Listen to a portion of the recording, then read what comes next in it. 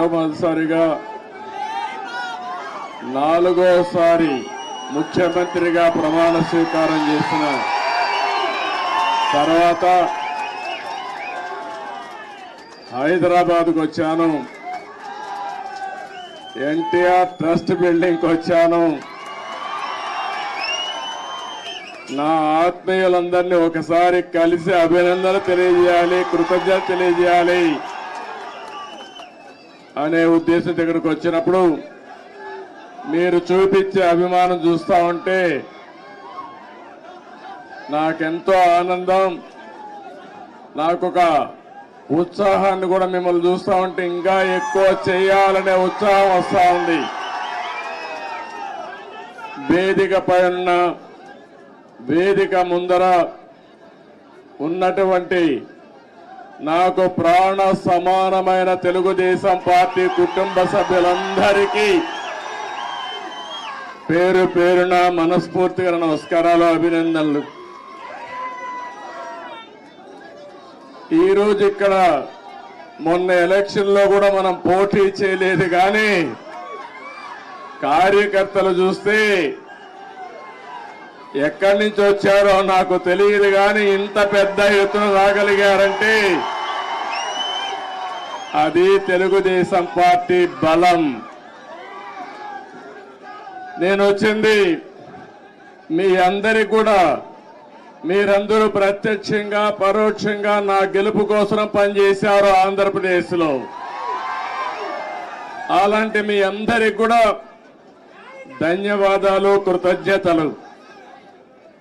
ఒక్క విషయం మనం గుర్తుపెట్టుకోవాలి, మహానాయకుడు యుగ పురుషుడు నందమూరి తారక రామారావు గారు తెలుగుదేశం పార్టీ పెట్టింది ఈ గడ్డపైనే.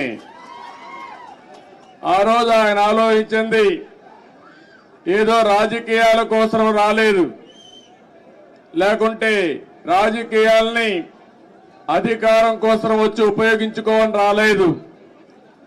తెలుగు జాతికి అన్యాయం జరిగింది, నా జాతిని కాపాడుకోవాలని ఏకైక లక్ష్యంతో ఎన్టీ రామారావు గారు వచ్చారు. పార్టీ పెట్టిన విధానం కూడా మీరు చూశారు. ఎమ్మెల్యే క్వార్టర్లో ఆ రోజు ఏ విధంగా అయితే 10 మందిని కలవడానికి వచ్చాడు, వస్తే పెద్ద ఎత్తున ప్రజలు వస్తే అప్పటికప్పుడే తెలుగుదేశం పార్టీని నామకరణం చేసి అనౌన్స్ చేశారు. ఈ రోజు కూడా నేను చూస్తున్నా మిమ్మల్ని చూస్తా ఉంటే మళ్ళీ తెలంగాణ గడ్డ పైన తెలుగుదేశం పార్టీకి పూర్వ వైభవం వస్తుంది. అది స్పష్టంగా కనపడుస్తా ఉంది మీ ఉత్సాహం చూస్తా ఉంటే. ఒక్క విషయం మనందరం కూడా గుర్తుపెట్టుకోవాలి, ఈరోజు 2 రాష్ట్రాలు విభజన జరిగినప్పుడు కూడా నేను ఒకటే ఆలోచించాను, నాకు ఇటు తెలంగాణ అటు ఆంధ్రప్రదేశ్ 2 కళ్ళు లాంటివి. అందుకే ఆ రోజు ఒకే మాట చెప్పాను, నేను ఏ పక్క కూడా సైడ్స్ తీసుకోకుండా 2 ప్రాంతాల ప్రయోజనాల లక్ష్యంగా పనిచేసిన ఏకైక పార్టీ తెలుగుదేశం పార్టీ. తెలుగు జాతి ఐకమత్యంగా ఉండాలని ఆ రోజు ఆలోచించా, ఈ రోజు ఆలోచిస్తున్నా. నా చివరి రక్తపు బొట్టున్నంత వరకు అదే ఆలోచిస్తాను. ఇంకో పక్కన మీరు ఒక విషయం గుర్తుపెట్టుకోవాలి, తెలుగు జాతికి ఒక గౌరవం తెచ్చిన వ్యక్తి ఎన్టీ రామారావు గారు. అంత మునుపు తెలుగు వాళ్ళందరినీ మదరాసి అని పిలుస్తా ఉంటే, కాదు తెలుగు జాతి ఒకటి ఉందని ప్రపంచానికి చాటి చెప్పిన ఏకైక నాయకుడు నందమూరి తారక రామారావు గారు. తెలుగు వారికి ఆత్మ గౌరవాన్ని తెచ్చిన నాయకుడు ఎన్టీ రామారావు. అనేక సమస్యలు తీసుకొచ్చాడు, 1-2 కాదు. ఒకప్పుడు తెలంగాణలో అయితే కరణం మున్సబులు పటేల్ పట్వారీ విధానం భయంకరంగా ఉంటే రద్దు చేసిన తర్వాత ఈ ప్రాంత ప్రజానీకం మాకు స్వాతంత్రం వచ్చిందని పండగ చేసుకున్న సందర్భం అది. ఈరోజు తెలుగు రాష్ట్రాల్లో బ్రహ్మాండంగా వెనుకబడిన వర్గాల ముందుకు వచ్చారంటే అది ఎన్టీ రామారావు గారు చూపించిన చొరవ, ఆయన తీసుకున్న చర్యలేనని చెప్పి నేను మీకు తెలియజేస్తున్నా. అనేక పరిపాలనా సంస్కరణలు తీసుకొచ్చారు. మొట్టమొదటిసారిగా దేశంలోనే సంక్షేమానికి నాంది పలికిన ఏకైక నాయకుడు నందమూరి తారక రామారావు గారు అని చెప్పి కూడా నేను మీకు తెలియజేస్తున్నా. ఆ తర్వాత ఈరోజు మనం పార్టీలో చూస్తా ఉంటే ఎక్కడ చూసినా 20 ఏళ్ళయింది అధికారం పోయి 2004, ఈరోజు 2024. అధికారం పోయిందే గాని మీలో పట్టుదల తగ్గలేదని చెప్పి నేను మీకు తెలియజేస్తున్నా. రోజు రోజుకు అభిమానం పెరుగుతా ఉంది. కొంతమంది నాయకులు పోయారు కానీ కార్యకర్తలు మాత్రం పోలేదు.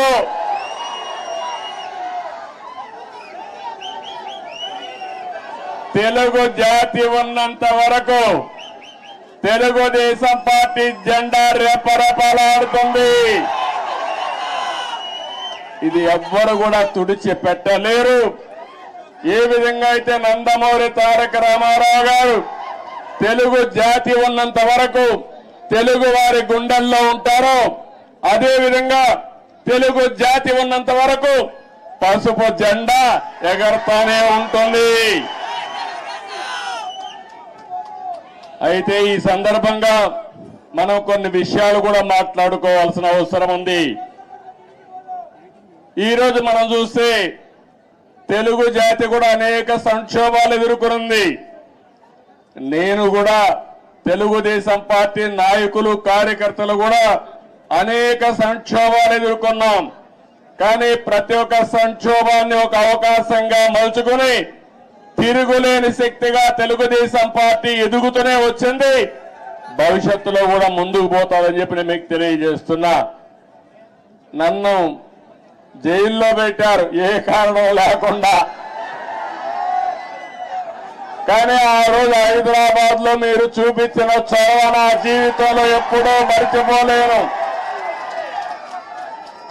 ఇప్పుడు సెంటర్ లో గాని అదే మాదిరిగా గచ్చిబౌలిలో మీటింగ్ పెడితే రెచ్చిపోయిన ఉత్సాహంతో నాయకులు లేకపోయినా మేమే నాయకులు అని చెప్పి లక్షల మంది వచ్చారంటే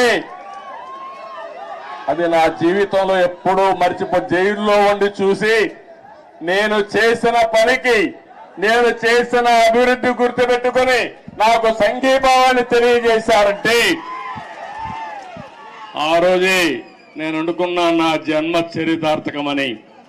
ఇక్కడే కాదు, ప్రపంచం మొత్తం అన్ని 70-80 దేశాలు, ఆ దేశాల పేర్లు కూడా నాకు తెలియవు. కానీ తెలుగు వారు అక్కడికి వెళ్లి 53 రోజులు రోడ్డెక్కి నిరసనలు తెలియజేశారు. ఇది మరిచిపోలేని అనుభవం అని చెప్పి నేను మీకు తెలియజేస్తున్నా. ఈ సందర్భంగా మనందరం ఒకటే గుర్తుపెట్టుకోవాలి. ఈరోజు రాష్ట్రంలో తెలుగు జాతి ఎన్టీ రామారావు గారిని ఎప్పుడూ మరిచిపోలేరు. అదే సమయంలో ఈ దేశానికి ఒక దిశ చూపించిన వ్యక్తి పివి నరసింహారావు గారు అని చెప్పి కూడా నేను మీకు తెలియజేస్తున్నా. ఆర్థిక సంస్కరణలు 1991లో పివి నరసింహారావు గారు మొట్టమొదటిసారిగా అమలు చేశారు. అప్పటి నుంచి ఈ దేశంలో సంపద సృష్టించడం సులభమైంది. అలాంటి ఇద్దరు నాయకులు ఈ గడ్డ మీద పుట్టడం తెలుగు వారి అదృష్టం అని చెప్పి మరొకసారి తెలియజేస్తున్నా. ఎంతో మంది నాయకులు పోరాడారు, ఎన్నో త్యాగాలు చేశారు. కానీ ఇటీవల కాలంలో ఈ ఇద్దరు నాయకుల యొక్క సమాజం హితం కోసం చేసిన పనులు మనం ఎప్పుడు మర్చిపోలేమని చెప్పి తెలియజేసుకుంటున్నారు. ఇంకో పక్క రాజకీయం అంటే సొంత వ్యాపారాలు చేసుకోవడం కాదు, భావోద్వేగాలు రెచ్చగొట్టడం కాదు, ప్రజల జీవితాల్లో వెలుగు చూపించగలిగింది నిజమైన రాజకీయం అని చెప్పి కూడా నేను మీకు తెలియజేస్తున్నా. మీరు ఒక్కసారి ఆలోచిస్తే తెలుగుదేశం ముందు, తెలుగుదేశం తర్వాత తెలుగు వారి చరిత్ర రాయాలంటే చాలా సులభంగా రాసే అవకాశం ఉంటుంది. ఇప్పుడు హైదరాబాద్ని మీరు చూస్తున్నారు. 95 ముందు ఒక్కసారి మీరు ఆలోచించుకోండి. జూబ్లీ హిల్స్ ఇదే డెడ్ ఎండ్. అప్పుడు ఇప్పుడు చాలా మంది మిత్రులు పత్రికా విలేకరులు వచ్చారు. వీళ్ళందరూ కూడా ఎంతో ఉత్సాహంగా నాకు స్వాగతం పలికారు. ఆ రోజుటి నుంచి ఈ రోజుటి నుంచి ప్రత్యక్ష సాక్షులు రాయడానికి పత్రికా విలేకరులందరూ. ఆ రోజు నేను ఒకటే ఆలోచించాను, తెలుగు వాడికి సత్తా ఉంది, అభివృద్ధి చేసి చూపిస్తామని మొట్టమొదటిసారిగా హైటెక్ సిటీతో ప్రారంభించి నిన్న కూడా ఫ్లైట్ లో వస్తా ఉంటే చూశాను హైటెక్ సిటీని. ఎంత ఆనందం కలిగిందంటే ఒక్క హైటెక్ సిటీతో ప్రారంభించిన అభివృద్ధి ఈరోజు తెలంగాణ, హైదరాబాద్ భారతదేశంలో నెంబర్ 1 అయిందంటే అది తెలుగుదేశం పార్టీ ఆ రోజు చేసిన కృషి, చూపించిన చొరవ. ఏ రాజకీయ నాయకుడికైనా ఏ పార్టీకైనా దీనికంటే కూడా ఏ తృప్తి ఉండదని చెప్పి నేను మీకు తెలియజేస్తున్నా. ఆ రోజు చాలా మంది అన్నారు ఔటర్ రింగ్ రోడ్డు 8 లేనేస్తానన్నాను. ఇప్పుడు మీరందరూ కూడా మర్చిపోవచ్చు, కొంతమంది గుర్తుండకపోవచ్చు. కానీ నా మనస్సాక్షిగా ఆలోచించినప్పుడు నేను చేసిన పని నా మనసుకు ఆహ్లాదం ఇస్తుంది, ఆనందాన్ని ఇస్తుంది, తృప్తిని ఇస్తుంది అని చెప్పి కూడా నేను మీకు తెలియజేస్తున్నా. ఒక ఎయిర్పోర్ట్ కానీ ఇవన్నీ కూడా ఆ రోజు దూరదృష్టితో ఆలోచించి మనం చేశాం. నాలెడ్జ్ ఎకానమీకి నాంది పలికాం. చాలా మంది నాలెడ్జ్ ఎకానమీ అంటే ఎక్కడన్నారు, దానికి చిరునామాగా హైదరాబాద్ తయారు చేసిన ఘనత, ప్రారంభించిన ఘనత తెలుగుదేశం పార్టీది. అదే సమయంలో ఆ తర్వాత వచ్చిన అన్ని రాజకీయ పార్టీలను అభినందిస్తున్నా. కాంగ్రెస్ పార్టీని ఆ తర్వాత 10 ఏళ్లున్నారు, 3 ముఖ్యమంత్రులు వచ్చారు, ఎవరు కూడా చెడగొట్టల. తర్వాత టీఆర్ఎస్ వచ్చింది, 10 ఏళ్లున్నారు, వాళ్ళు కూడా చెడగొట్టల. ఇప్పుడు మళ్ళా కాంగ్రెస్ వచ్చింది, రేవంత్ రెడ్డి గారు ముఖ్యమంత్రి అయ్యారు, మళ్ళా అభివృద్ధిని ముందుకు తీసుకుపోతున్నారు. అందుకే నేను నిన్న కూడా నేను ముఖ్యమంత్రి అవుతానే నేనే లెటర్ రాశాను రేవంత్ రెడ్డి గారికి, గౌరవ ముఖ్యమంత్రి గారికి. 2 రాష్ట్రాల మధ్య కొన్ని సమస్యలు ఉన్నాయి, ఈ సమస్యల్ని పరిష్కారం చేద్దాం, నేను వచ్చి మిమ్మల్ని కలుస్తానని నేనే చొరవ తీసుకున్నాను. దానికి తెలంగాణ ముఖ్యమంత్రి సానుకూలంగా స్పందించారు.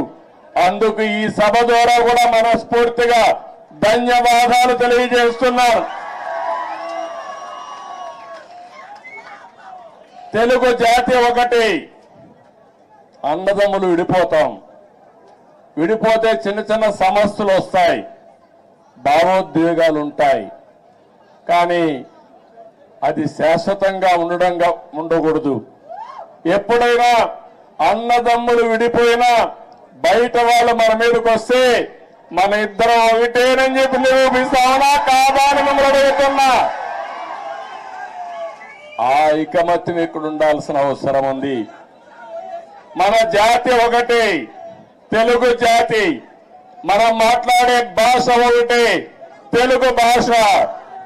భాషను కాపాడుకోవాలి, జాతి ప్రయోజనాలు పరిరక్షించుకోవాలి, 2 రాష్ట్రాలు కూడా బాగుపడాలి, ముందుకెళ్ళాలి. అదే తెలుగుదేశం పార్టీ ధ్యేయం కూడా, అవునా కాదా మీరే ఆలోచించుకోవాల్సిన అవసరం ఉంది. ఇంకొక పక్కన మీరు ఒకసారి చూస్తే 2 రాష్ట్రాలు విడిపోయిన తర్వాత, అన్నాదమ్ములు విడిపోయిన తర్వాత ఎవరి కుంపటి వాళ్ళదే. కష్టపడితే సుఖపడతారు, ఎక్కువ సంపాదించుకుంటే ఆనందంగా ఉంటారు. అయితే అదే సమయంలో ఏదైనా కలిసి పనిచేస్తే ఒక న్యూ ఎనర్జీ కూడా వస్తుంది. ఇద్దరు ఐకమత్యంగా ఉంటే ఐకమత్యం చాలా బలాన్ని ఇస్తుంది. ఒకప్పుడు 42 మంది ఎంపీలు ఉండేవాళ్ళు ఆంధ్ర రాష్ట్రంలో, దగ్గర దగ్గర ఒక 18 మందో 16 మందో రాజ్యసభ మెంబర్లు ఉండేవారు. ఇప్పుడు 2 రాష్ట్రాలు విడిపోయిన తర్వాత తగ్గిపోయినాయి.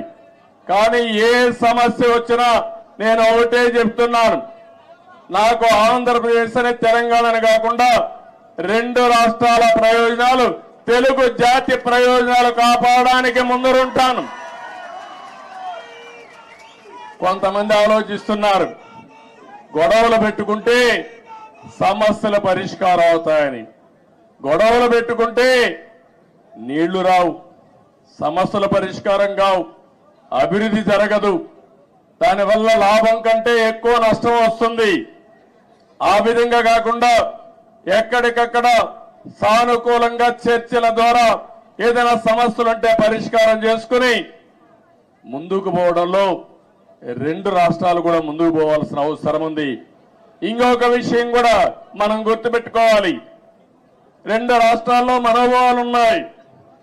ఒకప్పుడు సమైక్య ఆంధ్రప్రదేశ్ లో కూడా తెలంగాణలో ఒక మనోభావాలు ఉండేటివి, రాయలసీమలో ఇంకొక విధంగా ఆలోచించేవాళ్ళు, ఉత్తరాంధ్ర ప్రజానీకం ఒక విధంగా ఆలోచించేవాళ్ళు. దానికి కారణం ఎక్కడికక్కడ సమస్యలు, అక్కడుండే ప్రత్యేకమైన పరిస్థితులు ఉంటాయి. కానీ ఈ రోజు కూడా సమస్యలు ఉంటాయి, మనోభావాలు ఉంటాయి. అందరి మనోభావాలను గౌరవిస్తూనే ఎక్కడికక్కడ ఐకమత్యంగా పోయి ఇచ్చిపుచ్చుకునే ధోరణిలో సమస్యలు పరిష్కారం చేసుకోగలిగితే దానికంటే ఇంకొకటి ఉండదని చెప్పి కూడా నేను మీకు తెలియజేస్తున్నా. ఇంకొక విషయం కూడా ఇక్కడ కూడా మీరు చూస్తున్నారు, ఈరోజు ఇక్కడ కాంగ్రెస్ ప్రభుత్వం ఉంది, ఆంధ్రప్రదేశ్ లో ఎన్డీఏ ప్రభుత్వం ఉంది. 2 ప్రభుత్వాలు ఇవి. అలాంటప్పుడు ఒకరికో ఒక ఆలోచనలు ఉంటాయి, సిద్ధాంతపరంగా కొన్ని ఆలోచనలు ఉంటాయి.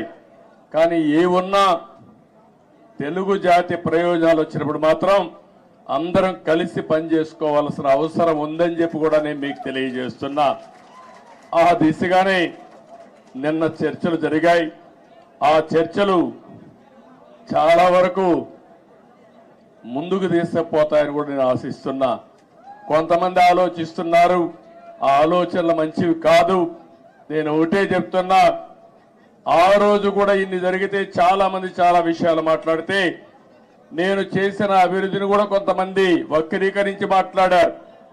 కొంతమంది అన్నారు నువ్వు మొత్తం హైదరాబాద్ నే అభివృద్ధి చేశావు కాబట్టి రాష్ట్రం విడిపోయిందని కూడా శాపనార్థాలు పెట్టిన వాళ్ళు కొంతమంది ఉన్నారు నా మీద. నేను ఒకటే ఆ రోజు చెప్పాను, ఆ రోజు కానీ ఈ రోజు కానీ ముందు ఒక ప్రాంతం అభివృద్ధి కావాలి, అది రాజధానితో ప్రారంభమవుతుంది, అది చివరికి మారుమూల ప్రాంతాలకు కూడా స్ప్రెడ్ అవుతుందని చెప్పి ఆ రోజు చెప్పా. ఆ విషయం చాలా మంది మర్చిపోయి అనేక విధాలుగా మాట్లాడే పరిస్థితికి వచ్చారు. ఈ రోజు ఒక్క ఉదాహరణ చెబుతున్నాను మీ అందరికీ. తెలంగాణ ఆంధ్రప్రదేశ్ రాష్ట్రాలు 2 రాష్ట్రాలుగా విడిపోయాం. విడిపోయిన తర్వాత 10 సంవత్సరాల సుదీర్ఘ పరిపాలన 2 రాష్ట్రాల్లో జరిగింది. అనేక రాజకీయ మార్పులు చేర్పులు కూడా వచ్చాయి. మీరు చూస్తే నేను ముఖ్యమంత్రి అయినప్పుడు మొట్టమొదటిసారిగా 2014లో రాష్ట్రం విడిపోయినప్పుడు తెలంగాణ ఆంధ్రప్రదేశ్ తలసరి ఆదాయం 35% వ్యత్యాసం. అంటే తెలంగాణ 35% తలసరి ఆదాయం ఎక్కువ ఉంది. దానికి కారణం హైదరాబాద్ నగరం. అయితే నేను బాగా కష్టపడి 2019 నుంచి 24 వరకు కష్టపడితే 14 నుంచి 19 వరకు కష్టపడితే ఆ వ్యత్యాసాన్ని 27.5%కి తగ్గించాను. అంటే 35 నుంచి 27.5 అంటే 7.5%కి తగ్గింది. మళ్ళా ఒక ప్రభుత్వం వచ్చింది, విధ్వంస ప్రభుత్వం వచ్చింది. 5 ఏళ్లు ఇష్టానుసారంగా చేశారు. ఈ రోజు ఎంతవరకు పోయిందంటే 44% పెరిగిపోయింది. అంటే మీరందరూ గుర్తుపెట్టుకోవాలి, కుండ వాళ్ళందరూ కూడా, విభజన వల్ల జరిగిన నష్టం కంటే పాలన వల్ల 5 సంవత్సరాల నష్టం జరిగే పరిస్థితి వచ్చింది. అదే ఈసారి రాకపోయింటే తెలంగాణకు ఆంధ్ర రాష్ట్రానికి 100% వ్యత్యాసం వచ్చేసేది. కానీ ఒకటే నేను కోరుకుంటున్నా, తెలంగాణ ఒక స్థాయికి వచ్చింది. దేశంలోనే మీరు ఒక్కసారి ఆలోచిస్తే హైయెస్ట్ పర్ క్యాపిటా ఇన్కమ్ ఉండే రాష్ట్రం తెలంగాణ రాష్ట్రం. పెద్ద రాష్ట్రాల్లో 3,08,732 రూపాయలు తలసరి ఆదాయం గుజరాత్ కంటే ఎక్కువైంది, మహారాష్ట్ర కంటే ఎక్కువైంది, కర్ణాటక కంటే ఎక్కువయ్యే పరిస్థితి వచ్చింది. ఇప్పుడు ఆంధ్రప్రదేశ్ చూస్తే 2,19,518. ఏదైతే ఈరోజు నేను ఒకటే ఆశిస్తున్నాను, తెలంగాణ ఒక మంచి బేస్ వచ్చింది. దీన్ని నెక్స్ట్ లెవెల్కు తీసుకుపోవడానికి ఇక్కడ పాలకులకు అవకాశం ఉంది. ఆంధ్రప్రదేశ్ ఇబ్బందుల్లో ఉంది.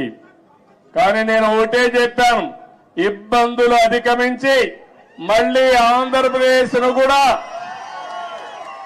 గట్టెక్కించే బాధ్యత, అభివృద్ధి చేసే బాధ్యత నేను తీసుకుంటానని చెప్పి కూడా నేను మీకు తెలియజేస్తున్నా. నా ఆలోచన ఒకటే, ఒక్క విషయం మీరందరూ గుర్తుపెట్టుకోవాలి. నేను పదే పదే చెప్తున్నాను, కొంతమందికి నమ్మకాలు ఉండవు. నేను ఎప్పుడో తయారు చేశాను విజన్ 2020 అని. కొంతమంది అన్నారు ఇది ఎక్కడ విజన్, ఇది 420 అని కూడా మాట్లాడారు. కొంతమంది నేను సెల్ ఫోన్స్ గురించి మాట్లాడితే సెల్ ఫోన్ తిండి పెడుతుందని కూడా మాట్లాడారు. ఇక్కడే నేను హైదరాబాద్ లో ఖైరతాబాద్ రోడ్లన్నీ వెడల్పు చేశాం. వెడల్పు చేస్తే చేయకూడదని అడ్డం పడ్డారు. ప్రజలు ఒప్పుకున్నా, నాయకులు ఒప్పుకోలేదు ఆ రోజుల్లో. కానీ అవన్నీ నేను పట్టించుకోలేదు, ముందుకెళ్ళాం. ఈరోజు మళ్ళా మీ అందరికీ ఒకటే చెప్తున్నాను, 2047కి భారతదేశం ప్రపంచంలోనే నెంబర్ 1 గా గాని ఉంటుంది. వికసిత్ భారత్. నరేంద్ర మోడీ గారు మాట్లాడుతున్నారు. నేను ఆలోచించేది, ఈ వికసిత్ భారత్ లో నెంబర్ 1 కమ్యూనిటీ ఏదంటే తెలంగాణ, ఆంధ్ర రాష్ట్రంలో ఉండే తెలుగు జాతి ఉండాలి. ప్రపంచంలో భారతీయులు నెంబర్ 1 గా ఉంటారు. అందులో 30-35% తెలుగు వాడు ఉండాలని నేను ఆలోచిస్తున్నా. ఒకప్పుడు చాలా మంది అన్నారు ఎట్ట సాధ్యం అన్నారు. హైటెక్ సిటీ కట్టినప్పుడు కంప్యూటర్ తిండి పెడుతుందని మాట్లాడిన వాళ్ళు ఇప్పుడు వాళ్ళకి తిండి కూడా వాళ్ళ పిల్లలు నేను పెట్టిన ఐటీ ద్వారా సంపాదించిన డబ్బుల ద్వారానే పెడుతున్నారు. అందుకని ఈరోజు నేను మిమ్మల్ని కోరేది, నిన్నే మీరు చూశారు, నేను ఎప్పుడు కూడా తెలుగు వారిని ఒక గ్లోబల్ సిటిజన్స్ గా తయారు చేయాలనుకున్నాను. ఆ రోజు ఇక్కడ హైదరాబాద్ లో పనిచేస్తా ఉంటే, పనిచేసే రోజుల్లో నేను చెప్పేవాడిని, మీరు జాబ్ వర్క్ చేస్తున్నారు, అమెరికాలో డేటా పంపిస్తే డేటా ఎంట్రీ చేయడానికి పరిమితం అవుతున్నారు. ఒక్కొక్కసారి అమెరికాలో వేరే దేశాల్లో ఇంగ్లీష్ మాట్లాడే విధానం మన వాళ్ళకి అర్థమయ్యేది కాదు. మన వాళ్ళు ఇంగ్లీష్ చెప్తే వాళ్ళకి అర్థమయ్యేది కాదు. అప్పుడే బ్రిటన్ నుంచి లెక్చరర్స్ తీసుకొచ్చి ప్రత్యేకమైన ట్రైనింగ్ ఇప్పించి ప్రొనౌన్సియేషన్ ఇవన్నీ నేర్పించారంటే అది నాకున్న పట్టుదల ఆ రోజుట్లోనే. అక్కడి నుంచి ఒక మాట చెప్పాను, మీరు ఉద్యోగం చేస్తున్న, ఇప్పుడు జాబ్ వర్క్ చేస్తున్నారు, అది కాదు ప్రోడక్ట్లు తయారు చేయాలి, ఐటీలు ఆ రోజు చెప్పాను. అప్పుడు ఆ ఆలోచన కొద్దిగా వచ్చారు. ఇంకో పక్క నేను ఒక మాట చెప్పాను, మీరు ఉద్యోగాలు చేయడం కాదు, మీరు ఉద్యోగాలు ఇచ్చే పరిస్థితి రావాలని చెప్పాను. ఈరోజు తెలుగు జాతి ఉద్యోగ కల్పన, ఉద్యోగాలు ఇచ్చే పరిస్థితి ఉంది. ఇక్కడే కాదు, ప్రపంచం మొత్తం కూడా కంపెనీలు పెట్టి ఉద్యోగాలు ఇస్తున్నారు. అందుకని ఆ రోజు నేను చెప్పింది గ్లోబల్ సిటిజన్స్ గా ఉండాలని చెప్పాను. ఈ రోజు చెప్తున్నాను, తెలుగు జాతి గ్లోబల్ లీడర్స్ గా ఉండాలి. అన్ని రంగాల్లో మీరు నెంబర్ 1 గా ఉండాలి. కార్పొరేట్ గవర్నెన్స్ లో, అదే మరిగా పబ్లిక్ గవర్నెన్స్ లో కూడా నెంబర్ 1 గా ఉండాలి. నిన్న మీరు చూశారు, మొన్నటి వరకు బ్రిటన్ పరిపాలించినటువంటి వ్యక్తి మన దేశీయుడే సునాయక్ ఉన్నాడు. ఆయన ఇప్పుడు ఆయన ఓడిపోయాడు ఆ పార్టీలో. కానీ 25 మంది పార్లమెంట్ మెంబర్లు భారతీయ సంతతి అంటే ఇండియన్స్ అయ్యారంటే అది ఇండియన్స్ యొక్క శక్తి సామర్థ్యం అని మీ అందరికీ విజ్ఞప్తి చేస్తున్నా. ఇలాంటివన్నీ జరుగుతుంటే నా ఆలోచన ఒకటే, మనమందరికీ తెలివితేటలున్నాయి. ప్రపంచంలో అందరికంటే కూడా ఆమోదయోగ్యమైన వ్యక్తులు భారతీయులు. అందులో అగ్రస్థానంలో ఉండే వ్యక్తులు తెలుగు జాతి. ఇది మనం అందరం కూడా, అందుకే నేను చెప్తున్నా, సేవ ఒకప్పుడు 75 సంవత్సరాలకు ముందు బ్రిటిష్ వాళ్ళు వచ్చి మనల బారి పరిపాలించారు. వాణిజ్య కార్యక్రమాలకు వచ్చారు, వ్యాపార నిమిత్తం వచ్చారు, తర్వాత పాలకులుగా మారారు. మనకు అలాంటి ఆలోచనలు లేవు. కానీ ప్రపంచానికి సేవ చేసే అవకాశం భారతీయులకు ఉంది. సర్వీస్ ద్వారా, కంపెనీల్లో పనిచేసే ద్వారా, లేకపోతే రాజకీయాల్లో కూడా ప్రజలకు సేవ చేసే అవకాశం మన వాళ్ళకు ఉంది. దానికి కారణం ఎక్కువ యంగ్స్టర్స్ ఉన్నారు, టెక్నాలజీ బాగా నేర్చుకున్నారు, మంచి నాయకత్వాన్ని ఇస్తున్నారు.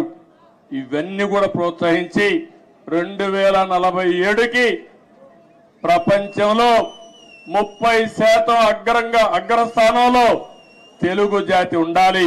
దానికోసం నేను పనిచేస్తా. నాకు తెలంగాణ అని, ఆంధ్ర అని కాదు, తెలుగు వారి అభివృద్ధి కోసం నిరంతరం పనిచేస్తారని మరొక్కసారి మీ అందరికీ తెలియజేస్తున్నా. నాకు ఈ జాతి అన్ని ఇచ్చింది. ఏ నాయకుడికి ఇవ్వని గౌరవం నాకు ఇచ్చింది. 9.5 సంవత్సరాలు ముఖ్యమంత్రి. ఈ యొక్క స్వాతంత్రం వచ్చిన తర్వాత, రాష్ట్రం ఏర్పడిన తర్వాత సమైక్య ఆంధ్రప్రదేశ్ లో కూడా 9.5 సంవత్సరాలు ఎవరూ లేరు.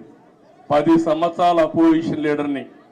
నా రికార్డు ఇంకెవరూ బ్రేక్ చేయడానికి కూడా అవకాశం లేదు. ఇది 2 రాష్ట్రాలుగా విడిపోయింది. కాబట్టి అలాంటప్పుడు ఒకటే నేను ఆలోచిస్తున్నా, మళ్ళీ నాకు పునర్జన్మ అంటూ ఉంటే తెలుగు గడ్డపైనే పుట్టాలని భగవంతుని మనస్ఫూర్తిగా కోరుకుంటున్నా.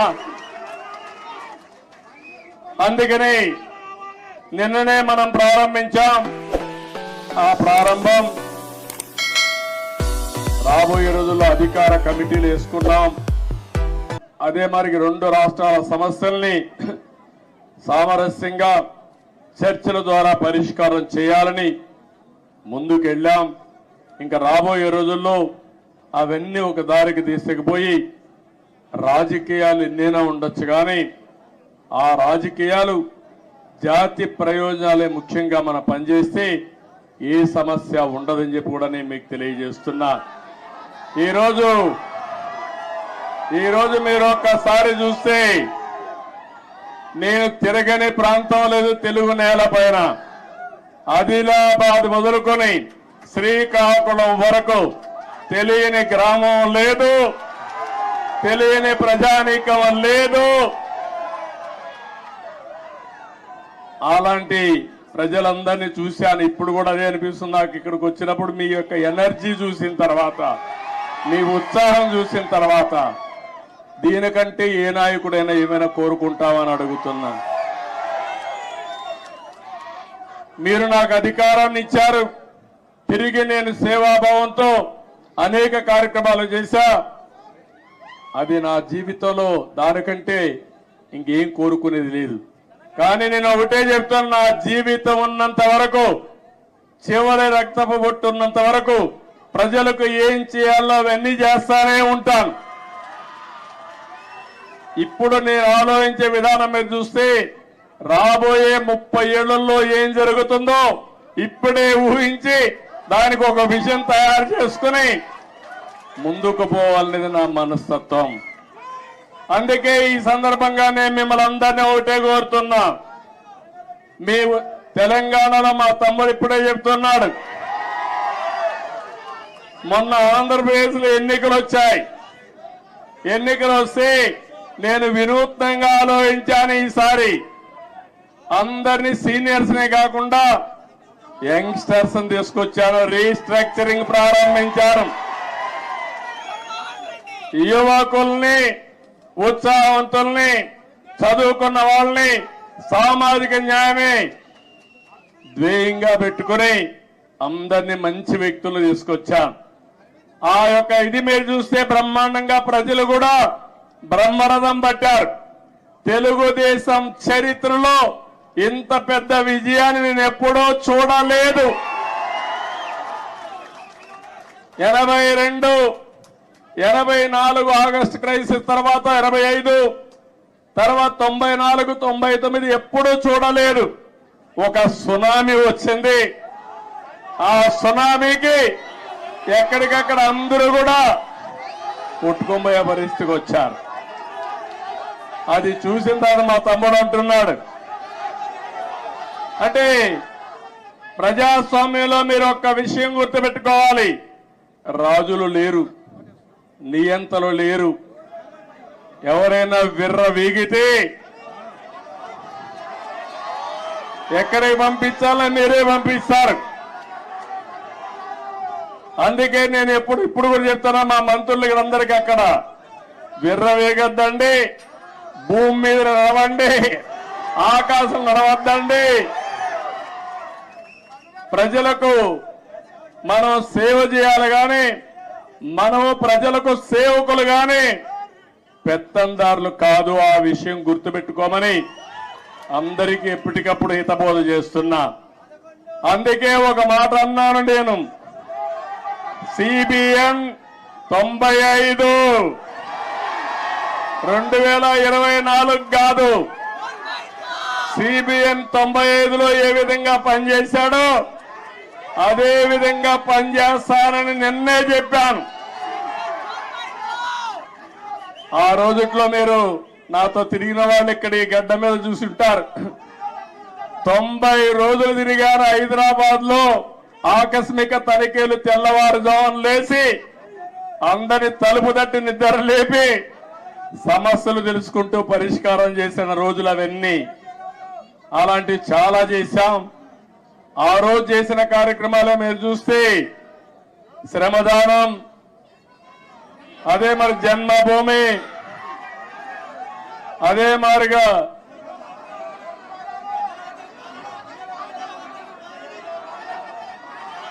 ఒకటి రెండు కాదు, నేను చేసిన ప్రోగ్రాలు మీరే ఎక్కువగా మాట్లాడుతున్నారు. ఆ రోజు పరిపాలన ఒక ఉద్యమ స్ఫూర్తితో తీసుకుపోయినా అవునా కాదా అని అడుగుతున్నా. కొత్త కొత్త ఆలోచనలు చేశాం. ఆ ఆలోచనల్ని ఎక్కడికక్కడ అమలు చేశాం. నన్ను అడిగారు, నేను సైబరాబాద్ అంటే కొంతమంది నన్ను ఎగతాళి చేశారు, ఏంటిది కొత్త విషయం మాట్లాడుతున్నామని. ఆ రోజు సికింద్రాబాద్, హైదరాబాద్ ఉంది. నేను ఆలోచించాను ఏ పేరు బాగుంటుందని.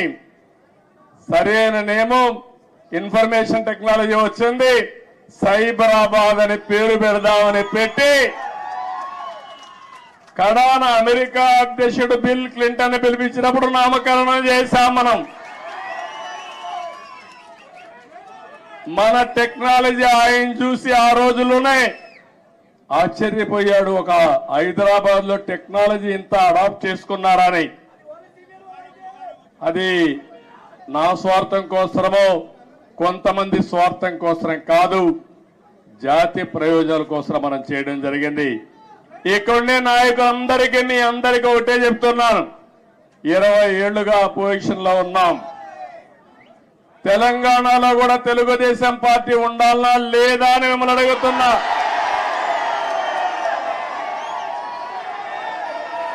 తెలుగు వారి ప్రయోజనాల కోసం తెలుగుదేశం పార్టీ ఉండాలనా లేదా అని మిమ్మల్ని అడుగుతున్నా. తెలంగాణ గడ్డ పైన పుట్టిన పార్టీ ఉండాలనా లేదా అని అడుగుతున్నా. తప్పకుండా ఇక్కడ పార్టీ కోసం పనిచేసిన కార్యకర్తలు ఉన్నారు. తొందరలోనే పార్టీని రీస్ట్రక్చరింగ్ చేస్తాం. మళ్ళా యువకుల్ని ప్రోత్సహిస్తా, యువ రక్తాన్ని ఎక్కిస్తాం, చదువుకున్న వ్యక్తులందరినీ కూడా తీసుకొస్తాం. నేను ముందే విధంగా అయితే ఆలోచించానో ఇప్పుడు టెక్నాలజీ కూడా వచ్చింది కాబట్టి ఆంధ్రప్రదేశ్ ఒక విధానం, తెలంగాణ ఇంకొక విధానంతో ఆలోచించి ప్రత్యేకమైన శ్రద్ధ పెట్టి ఒక మంచి పార్టీని అభివృద్ధి చేద్దాం. ఇక్కడ తెలుగుదేశం పార్టీకి ఒక ప్రత్యేకత ఉంది. అధికారం ఉన్నా ప్రతిపక్షంలో ఉన్నా ఎప్పుడూ ప్రజాపక్షంలోనే మనం ఉంటాం. ఈరోజు ఎన్టీఆర్ రామారావు ఎన్టీఆర్ ట్రస్ట్ బిల్డింగ్ ఇది. మీరు పక్కన చూస్తే బ్లడ్ బ్యాంక్ ఉంది. భువనేశ్వరి గారి నాయకత్వంలో స్కూల్స్ పెట్టాం. ఆ రోజు నేను పెట్టిన తర్వాత, నేను రాజకీయాల్లో యాక్టివ్ అయిన తర్వాత ఆ మేనేజ్మెంట్ ఆవిడ చూస్తా ఉంది. ఇంకో పక్క బసవతారకం క్యాన్సర్ హాస్పిటల్ ఈ రోడ్లోనే ఉంది. అది మన నాయకుడి కళ. ఆ రోజు ఆయన ఆలోచించాడు, ఎవరైతే మా అత్తగారు క్యాన్సర్ తో చనిపోతే ఇంకొకరి మారిగా చనిపోకూడదని ఆలోచించి క్యాన్సర్ హాస్పిటల్ ప్రారంభించాడు. చేయాలని ఆలోచన వచ్చింది. తర్వాత నేను ముఖ్యమంత్రి అయిన తర్వాత దాన్ని అభివృద్ధి చేశాను. ఇప్పుడు బాలకృష్ణ గారి ఆధ్వర్యంలో బసవతారకం క్యాన్సర్ హాస్పిటల్ ఈ ప్రాంతంలో ఎనలేని సేవలు అందిస్తున్నారు. ఒక ఇన్స్టిట్యూషన్ పెడితే ఎప్పుడు కూడా మీరు ఒక్కసారి గుర్తుపెట్టుకోండి, తెలుగుదేశం పార్టీ ఒకే ఆలోచన. ఆ ఆలోచన ఏ విధంగా సరే ప్రజలకు సేవ చేయాలన్న ఆలోచన తప్ప పెత్తనం చేయాలని కాదనే విషయం మరొక్కసారి మీ అందరికీ గుర్తు చేస్తున్నా. అది ట్రస్ట్ కావచ్చు, రాజకీయ పార్టీ కావచ్చు, ఇవన్నీ కూడా ఆలోచిస్తాం. నేను కూడా పార్టీని రీస్ట్రక్చరింగ్ చేస్తాం. యువకుల్ని ప్రోత్సహిస్తా, ఉత్సాహవంతుల్ని గౌరవిస్తా. మళ్ళీ ఇప్పుడు నేను వేసే ఫౌండేషన్ ఒక 30-40 సంవత్సరాల వరకు పనిచేసే సమర్థమైన నాయకత్వాన్ని తయారు చేసుకుందాం. పార్టీని ముందుకు తీసుకుపోదాం. ఈ సందర్భంలో మీరు చూశారు, ఆంధ్రప్రదేశ్ రాష్ట్రంలో కూడా నేను ఎన్ని ఇబ్బందులున్నా పవన్ కళ్యాణ్ గారు కూడా ముందుకొచ్చి ప్రభుత్వం వ్యతిరేక ఓటు చీలకూడదు, అందరం కలిసి ఒకటిగా ఉందామని నాంది పలికి నేను జైల్లో ఉన్నప్పుడు బేషరత్తుగా వచ్చి తెలుగుదేశం పార్టీతో పొత్తు పెట్టుకుంటామని చెప్పి పొత్తు పెట్టుకున్న వ్యక్తి పవన్ కళ్యాణ్ గారు అని చెప్పి కూడా నేను మీకు తెలియజేస్తున్నా. ఆ తర్వాత బీజేపీ కూడా ముందుకొచ్చి ముగ్గురం కలవాలి, ఆ రాష్ట్రాన్ని పునర్నిర్మాణం చేయాలని చెప్పి ఆలోచించాం. ఇవన్నీ కలయికలు బాగా పనిచేశాయి. అన్నింటికంటే యువగళం బాగా క్లిక్ అయింది. నిజం గెలవాలి కూడా బాగా మహిళల్లోకి వెళ్ళింది. ఒకటి కాదు, అన్ని కార్యక్రమాలు కూడా 1 by 1 బ్రహ్మాండంగా పనిచేశాయి. కడాల నేను ఒక మాట చెప్పాలి, తెలంగాణ నుంచి ఎన్నికల ముందు రోజైతే 60-70 ట్రైన్లు వచ్చాయి. మామూలు కాదు, ఒక్కొక్క ట్రైన్ ఫుల్ గా వచ్చారు. ఏసీ ట్రైన్ లో పట్టరాని విధంగా మనుషులందరి దగ్గర ఒకసారి ఏసీగా ఆఫ్ అయిపోతే సఫకేషన్ వస్తే ఏమవుతుందో తెలియదు. అది కూడా పట్టించుకోకుండా ఎట్టి పరిస్థితుల్లో మేము ఓటు వేయాలని ఊరు ఊరు కదిలొచ్చారు. కొంతమంది ఇక్కడ ఈ ప్రాంతం నుంచి పేదవాళ్ళు, చిన్న చిన్న పనులు చేసుకునేవాళ్ళు, వంట తయారు చేసుకుని క్యారియర్ పట్టుకొని వచ్చి ఓటేసి మళ్ళా తిరిగి వచ్చారంటే ఏ విధంగా వాళ్ళు రుణం తీర్చుకోవాలో నాకైతే అర్థం కావడం లేదు.